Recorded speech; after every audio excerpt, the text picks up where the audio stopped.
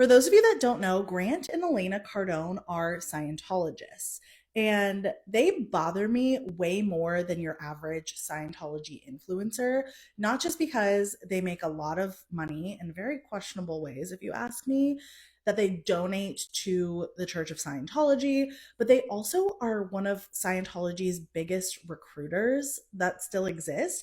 Obviously, with so much that is out about Scientology, Leah Remini's Scientology in the aftermath, and people being more and more comfortable speaking out against the abuses, not many people are joining Scientology these days, but Grant and Elena Cardone try to make sure that Scientology recruiting is alive and well.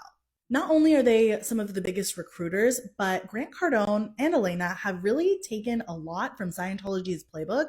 And Grant Cardone acts like a cult leader himself in his different businesses and his social media presence. I have a whole series actually about Grant Cardone being a culty leader or guru. You can find it in my playlists. So, needless to say, they are not my favorite.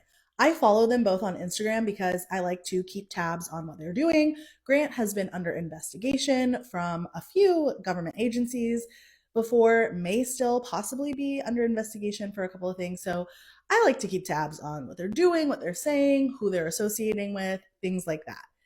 And I was surprised, not surprised at all, to see Elena Cardone on the Skinny Confidential Him and Her podcast. I actually don't think I've done a series on TSC, but I have done some videos a long time ago about how I think Lauren and Michael operate their businesses and act in very culty and manipulative ways within the Skinny Confidential brand and the podcast, and how they have handled some things that I have seen, not totally behind the scenes, but somewhat behind the scenes, that some people might be surprised by if they haven't been following them for a really long time. So Elena Cardone posted this on Instagram that she was on the podcast. There were some behind the scenes clips and things like that. And I was like, this makes so much sense. There's one clip in this Instagram post of Lauren being like, I look up to you so much. You're my role model. I love your TikTok. This is so exciting. And I was like, that tracks because Lauren and Michael and TSC feel very culty to me. Grant and Elena obviously run their businesses in a very culty way. But one thing that stood out to me in this post and in these clips is the Skinny Confidential Him and Her podcast setup. This might feel like it's something that's super inconsequential. This may be a very niche topic. I don't know who cares about this as much as I do, but I thought this was really weird. Let me show you the clip.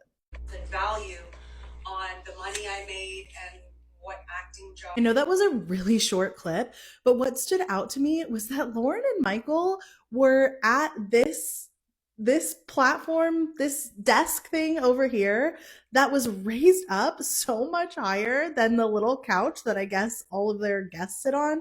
I have not followed TSC for a really long time. I don't know if this is their normal podcasting setup, if they do this for all of their guests, or if this is like a really special studio, or maybe when they rent it out.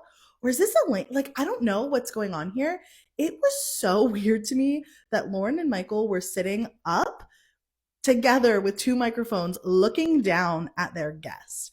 And I know that TSC is not really like the most trauma informed, the most aware podcast that exists. I don't know that they really have anybody on that this would be like a really big deal, really big problem. But given the power dynamics, that is so odd to be the ones, like, you're inviting a guest onto your podcast. It's your space. It's the place that you feel comfortable and you're in charge, to be in a position of power and then elevated above your guests just feels so culty. I don't know if they've ever had guests on where that has been a problem or that has been uncomfortable. And like I said, this might seem so dumb or so inconsequential, but it's just those little things, these little red flags that add up for a lot of culty people, a lot of culty influencers, that make me wonder if there is more cultiness there. And for TSC in particular, I at least know in the past that there were some culty things. So I just find this all very, very interesting. What do you guys think about this? Did you notice the difference? Would you have never thought of that? Would you have never considered the power dynamics? Or do you also think that that's just a little weird?